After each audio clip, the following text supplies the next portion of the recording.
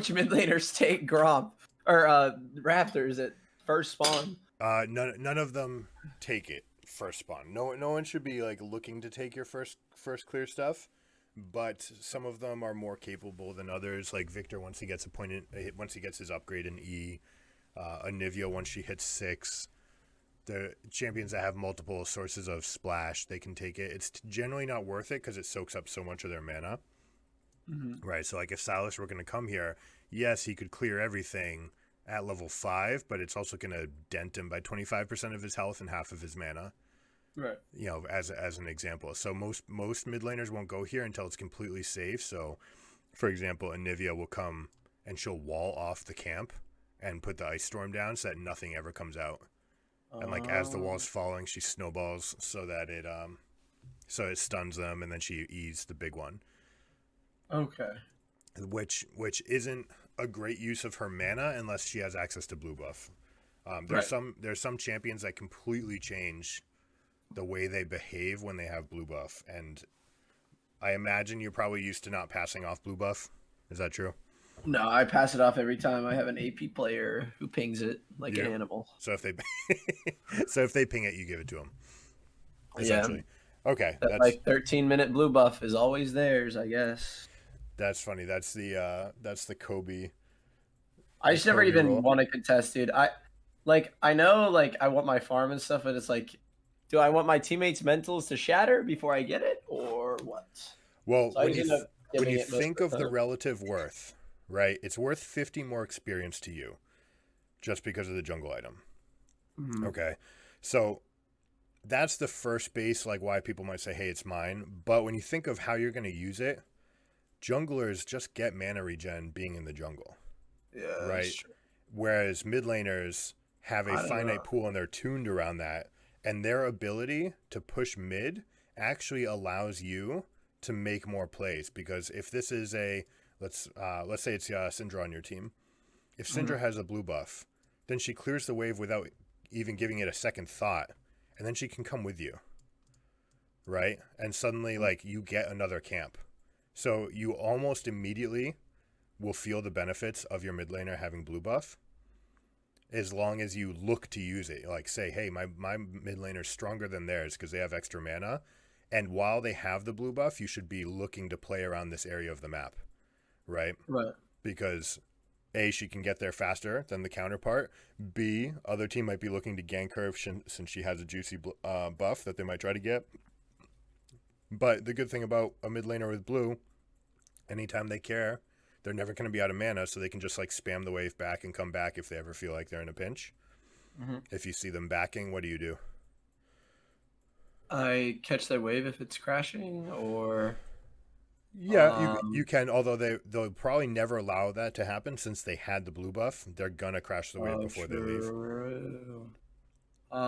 If they back, I stay out of river, and I don't know actually. Yeah, you've got the crux of it. Like you have to become more passive. Yeah, just like you don't want to get into any fight here because suddenly this might happen, and even though you're Kane, like you can't ask Renekton to come to this. He'll definitely die. Right? Yeah, there's just no way. Yeah, so that's, we spoke about on the first day, and it sounds like you've really done well with it. Is your camps are there to be taken when there's nothing else to do, and that's the perfect time. Your mid laner back. When there's no ganks to have on the map, there's no pressure to be played, flashes to be forced. I got it. You got it. So that's awesome about the clear that you've got it down to 310. That's fantastic, and it's like consistent. You feel like you do it every time. Yeah, it's like 310 to 311 every game. Perfect. That is absolutely fantastic. And then, so you're definitely getting first crab every time with that. Unless, okay, so what's happened a couple times is, especially against like Amumu and Xin they'll just be there in topside at 315, but I'll be a whole level above them. Right. That's the difference. Because they weren't able to do their Krogs or whatever. Yeah, a lot of people that are there to contest you, because I'm going to tell you at your elo, until you get into like, I'll say Diamond 2, where mostly Diamond 2 is the break point where everyone has like rehearsed things, they have trained things, they know things about the game, and then it's just refined instincts and mechanics that kind of like push people the rest of the way. Mm-hmm. But at Diamond 2, they'll know. They'll know, like, what can I do? How far can I get? At this level, if someone's there at Raptors, at Scuttle with you, it's probably because they skipped a camp, right? They went 1, 2, 3, 4, 5. They just went to the nearest camp every single time and then came here. There's two inherent issues that you can exploit in this situation. Tell me what's wrong with this path. Red, Raptors, Wolves, Blue, Gromp, Scuttle.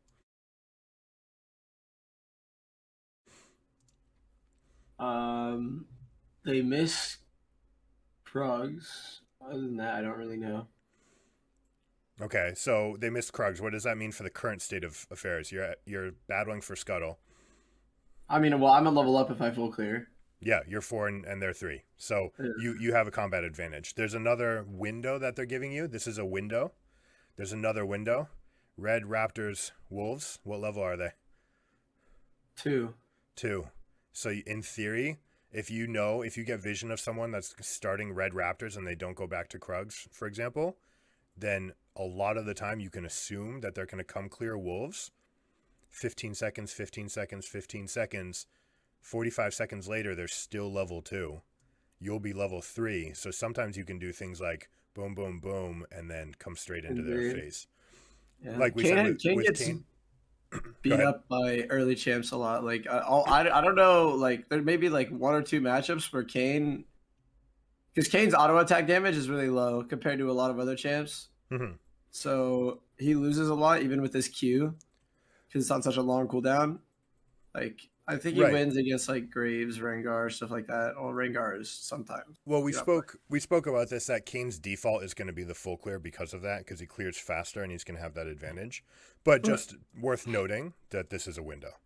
Yeah, anyone who does this start, Red Raptors, Wolves, is potentially consigning themselves to either giving up the blue to a surprise smite, or just losing a fight to a level 3 champion. Mm-hmm. So like, if you were going to play other well, let's see, Zed could be an example. Zed has a pretty quick clear, and he has a little bit more damage, burst damage especially, where you could like be over this wall, jump over, combo, and the guy panic smites to save health, and then you smite the blue and you walk away. And you're just like, sweet, thanks for the bonus camp. But just something to know, right? Those are the 2 windows they gave you. They're level 2 here, and they're level 3 here. What would make you take or not take this fight? You're 4, he's 3. So the answer is probably, I want to do this, but... I mean, yeah. I mean, if my mid laner is shoved under his tower, or he's backed, and I don't... I mean, obviously I need to worry about top lane, but like, I don't know. Maybe it's just my elo, but they never, ever walk. Not mine, not theirs. They're just at an island. I guess I should be worried about top and mid being shoved in and them not being able to rotate or walk. And I should be looking at their support to make sure she's in lane. Yeah, and yes, you should be looking at it. There's almost no chance that the support's going to be here at 3:15. Oh yeah, absolutely not. I'm just saying, like, but it is, yeah, it's exactly. like Good last info. on the list, but yeah, Last. You got it. You're checking off all the boxes. It's fantastic. Good. I'm really happy with where you are in the first clear, and like knowing all the things you're going to do. You can get this information right as you're walking. You're pathing with Kane. It's really tempting to like right click all the walls to make sure you're not missing any pathing. But as you get comfortable with it, you just like right click. If you're here, you can right click here. You just know you're going to make it. right. And then you just start looking around the map, Mm-hmm. and you start getting that info. Great. Any questions about first clear? No. Before we move on. All right. We're going to do something fun. Okay. We're going to play around objectives today. Oh. Okay. Thank you. This is what I needed to work on. Like, I never know when to go to drag, because every time like I want to go to drag, I ping it's like, hey, they just like back or they do their own I don't know. Maybe it's like a team thing, but I don't know. All right. Oh, So also today I'll turn on quick cast for the okay. We will make sure you do a couple more runs in the jungle with quick cast on, so you just like get used to it, right? And just it becomes second nature, because it will just be quick, but that extra click now is going to be an input, right? And do you have auto attack bound to your left mouse click? Probably not.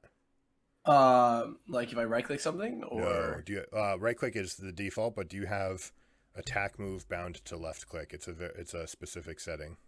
oh no, I don't. Okay. So that means I move there and attack the closest thing, or Yeah, what? yeah. It'll Okay. always attack move, meaning you move, but it prioritizes an attack if an attack becomes available. We've done the first clear. We've done everything up to Rift Herald. The soonest we could possibly take Dragon is 5 minutes. Mm-hmm. Some champions can, some can't do it by themselves.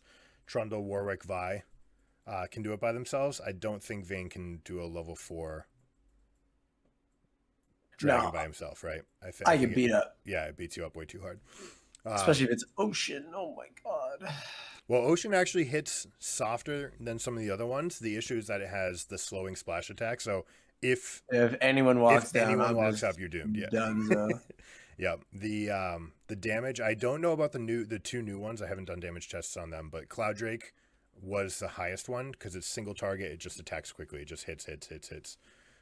Fire is actually the easiest one to take by yourself because Mm-hmm. it's a slower attack, but it deals splash damage. So as a solo taker, you don't care. What are the parameters that you're looking for to take Dragon? My mid laner can walk and has a free lane and is pushed up, or my bot lane can walk first and has a free lane, and their enemy jungler is somewhere else. Or if not, then I need to make sure my lane, both lanes, can absolutely be there or are already there. That sounds like a pretty big list. Okay. No, There. it is a big list. That's the Okay. thing. Okay. Taking dragons, a lot of people will start going after these at times that it actually hurts their team, right? If these guys are in an even wave state or even just slightly pushing, we'll say that you have the slightly pushing wave, right? It's going towards enemy turret. If you ask Misfortune Leona to come, then they lose not only this wave but also the next one because it just sits there while your team's wave grows, and it just keeps the wave in this really uncomfortable position for your team. Whereas, Mm, like, if anyone's ganking this lane, it's only the enemy jungler. right. So sometimes it's a matter of helping them first, where it's just like, Hmm. hey, I'm here. Like, you guys need to respect the fact that there's three of us. And then once you clear the wave, it opens up the door to get dragon, right? Because you know that you've pinned these guys to their turret, for example. Right. Like you So. like you said though, that doesn't work if this happened. Right? Mhm. It's anytime you're taking dragon, I would consider dragon just like I would consider a counter invade. Right? I need the things to be right where I'm not going to get collapsed on in any situation. So Mhm. if your team's mid lane got pushed back and you don't know where Graves is, right? He's in fog. He might be somewhere nearby, and then these guys could say, "Hey, yeah, you know what? We don't actually need the minions as much as we want this 4v3." Right. Right. So it can be a fairly long list about getting people to the spot. I remember telling you on the first day that if you want dragon, it's good to ping it 30 seconds before you want And to I've do been it. trying. Yeah. And And sometimes it'll work, sometimes it won't. And the more you see what kind of situations are the precursors, the easier it'll be to identify the openings. Mhm. Most times it's successful gank. Damage lead in a lane is a really good precursor, because Jin's not going to want to show up to a fight if he's at 40% health. As safe as he is and as long range as he is, he's going to want to just like finish clearing this wave and back, and then Right. he's going to want to reset, right? Mhm. So the easiest way to get here is going to be an HP lead. That is the more tangible thing that you can potentially control, to get into pits. But what I really want to get into is how to act around the pits, which wards to get, what happens inside a pit and outside, and all of the nuances. All right, you see these rings? There are rings in the pit. The outmost ring does not see the other side of the wall at the outmost ring. So a ward right here, for example, does Would not see a the ward completely opposite. If you put it right at the wall here, so you can't see. So when you're warding, you want to go outside of this second ring. This like second ring right here is your magical spot for wards. This like boundary. It's also worth noting that being inside this ring means that when the dragon spawns, it'll bump you out, including any wards. It punches it out. It's still going to leave it on that second ring, so it will still see inside here. A lot of people, for that reason, will just plop wards in the middle and not care. But when you're maximizing your efficiency against enemy team, if you're a red team, for example, you want a ward right here. You don't want it right here for obvious reasons. They're just going to auto-attack this. Right? They can hit these over the wall. They cannot reach this one. Caitlyn and like endgame Tristana can get that, but you know how in an Ocean Drake this area becomes grassy? This ward becomes insanely powerful, as does the one that comes out here. Okay. Because it's hard for them to see. It still sees everything, and they can't reach it. Okay. Right? And then this one gives you vision in the river. The most important red ward that you will ever place in games is in this bush during ocean maps. Okay. Now, is it better to place it towards the top of the bush or the bottom of the bush? It kind of depends where enemy team is sieging from. So if they're like creating a line that's trying to come in this way, and you think that they might even be the ones that are going to get there first and start taking the pit, then you probably want to set it back so that it survives longer. You're basically trying to guarantee that you guys have a safe place to like give ground, give a little bit of ground, but also threaten from, right? The idea of who sees who is the paramount part of this battle.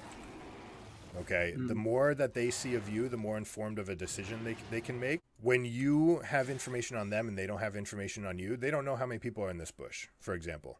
Right? Does it? Okay, but don't wards give brief vision even if they're controlled? Yes, if they plop one in there, but the key is to not attack it. Okay. Okay, did you know that wards give vision when you attack them? Yes. Okay. A lot of people, especially inside pits, will make a huge mistake of like seeing a ward right here.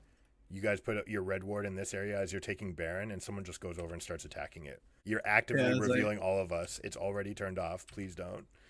The only time that you'd want to kill this would be if you were going to be here for a long time, thinking that you're going to do like a prolonged siege, right? Okay. Like we're gonna be here for a while. We're holding this area. We're trying to make it dark so that you can't figure out what to do. The more information you can gain on them, the better off you'll be for your fight. Right. That's the overarching theme. That's why we have that rule that post 20 minutes, this line from, well, on the mini-map from red to dragon to blue, you just you cannot go southeast of this line as a jungler, right? Because if they see you here, they can take Baron faster than you can get there. As a blue Kane, you can get there, but still, like, there's no real reason to go over here and reveal it. If their entire team were down here, you still wouldn't want to come down here because you'd want to just go take Baron. There's just very little reason to ever cross this axis. Right. I find that in my lobbies, we don't really play around objectives that much, but I need to start. I don't know how to help my team to understand that this is important, right? Because I had one game where we physically couldn't end and we were shoved into their base and they weren't able to leave, but we also just wouldn't Baron. Like I kept pinging like, hey, we need to do this, and like they just wouldn't. And obviously I can't do it by myself as any jungler. Well, that isn't true, but at least the junglers that I play. Right. Some hyper late game champions can do it, but those are the exceptions, not the rule. So if your team is looking, if you think that you're in a stalemate, right? You've got 4 melees against Anivia. Your team just can't win a game against Anivia. There's no way. If she just doesn't make a very silly mistake, then she can just clear any wave that your team of 4 melees and Vayne That's what it was, actually. Yeah. Okay. Coincidentally enough, we were pushing into an Anivia Yumi, and we just refused to do Baron. Anivia is one of those champions that just has wave clear for days. Sivir, Anivia, Victor. Anivia is probably the most classic because that's what she is. Like this blue circle right here, that's just Anivia Ice Storm controlling space, right? Like your team, you shall not pass, and if you do, I'm going to wall you in here alone. So you have to, it's now you against my team with an Ice Storm between you and a wall between you, right? Different compositions are going to be able to do the sieging better and worse. One thing as Kayn that you're going to have a huge advantage on is this, right? Like the ability to go places that aren't expected, right? Being able to sneak places. This is all really valuable as a Kayn. And what you can do is start creating this window of vision, all right? If you're blue team, right now you don't have any information about how to set up the Baron, who's over the pit, and whatnot. But if you can get wards down something like this, that one actually should be a little bit further back. Deep wards, right? Like all the way back here. Then suddenly you see if their team is rotating, and you can disqualify the places that you don't see them. And you just know that they're either in this bush or in this bush. If the whole team ran through this ward, you know where they are essentially. And now one or two places. And your team can actually probably make an engage with that information. Okay.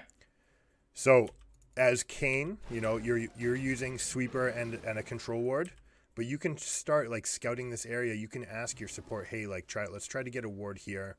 Let's try to get a ward like here, something that doesn't get swept often, right? It's not in range of the pink here or here. This ward sticks.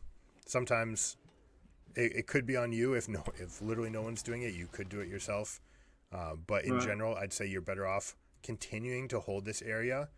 Do the shadow walking, right? To just like keep on getting eyes on things. Show your team's Lulu, hey, look, like it's fine over here. Come with me. I need some help. So you understand that the difference in vision is going to give a huge advantage in the fight. Sometimes it necessitates a fight. You know, you see one person stepping way ahead of a line. You're just like, oh, that person's dead. We can go kill them, right? Yeah, it's like, hey, they're out of position. They die for this. And sometimes it allows a fight. Like, for example, you see their mid laner showing up here. They don't have teleport. It's like, oh, we can like start doing this. And if enemy team shows up, then we can fight them.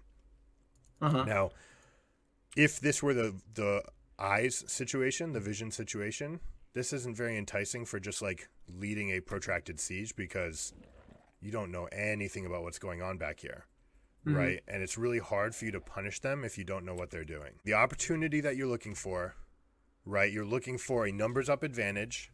You want to know that based on vision. In the early game, it's pretty easy because people are just in lanes. Right, so you just see when someone backs, for example, is very obvious.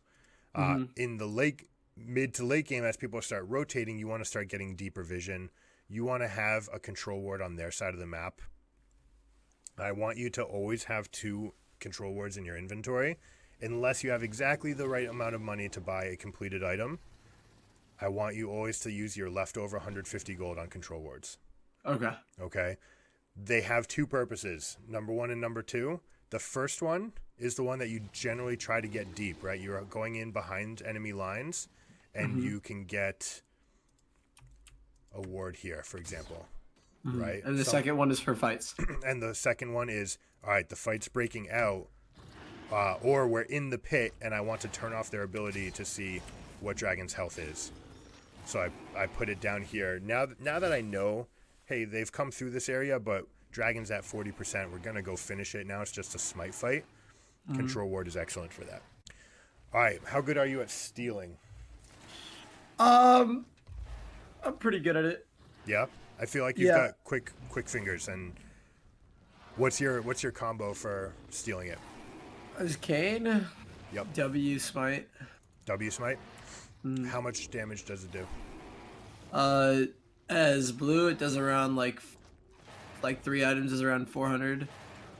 And as red, it does about 350. Know how much your damage is so that you can know where your window is. So, for example, 1450 on Baron. If you're, hovering through the wall, you dropped a red ward to get vision of it at 2000, and you're like, all right, they're almost about to drop it. Start going in. You want to get as much damage in at as consolidated a moment as possible, right? Which makes sense, and I'm sure you've done it. Yeah, instant damage, right? Right. You want it all to be like boom, so that you know when it's happening. It's like Nunu's chomp smite. Exactly like that. Yep. Or Cho'Gath with his Devour. But it's the ability of like knowing that I want those to happen at the same motion, and that way we get that chunk right away. Hope you guys enjoyed it. If you like this video, please consider liking and subscribing. It helps the channel out a lot. I'll catch you guys next time. Keep it surreal. Peace.